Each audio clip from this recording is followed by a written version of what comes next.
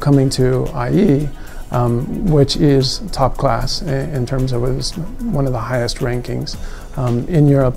And it's not in Germany, it's not in Switzerland, it's not in London. And with the Spanish, it really opens up South America, it opens up the different locations as well. So as I went through the process thinking, okay, let's do this, IE was the only one left, and especially with that entrepreneurial kind of connection, it was almost a no-brainer. At the beginning, there's a lot of energy, there's a lot of passion, you're just going for it, you're putting in all the time, throwing everything else away to do it. But a lot of it's the focus, right? It's the focus of setting through the time. So kind of what I say to people is, the program is hard, but it's really hard in terms of kind of the challenging nature of setting aside the time to do it, right? Wall & Case, I started 3.5 years ago. That's our executive search firm. Then a year ago, we started Red Brick Ventures, which is our angel investment and our incubation company. In there, we have 3 companies and 2 services. Wall & Case, we've got 30 people in Tokyo and 7 people in San Francisco.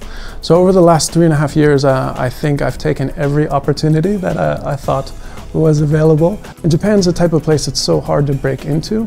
So it'll take 1 or 2 years to actually get into the market, but once you're in the market and you understand and you know how it works and you have the relationships, then things can just accelerate because there's this huge moat around it, so there's not that much competition. If you are a foreigner, if you're smart, if you're driven and you're committed, you don't have a lot of competition, so your career can really accelerate. But you got to put in that time. What I would say to people being entrepreneurs is do something you know.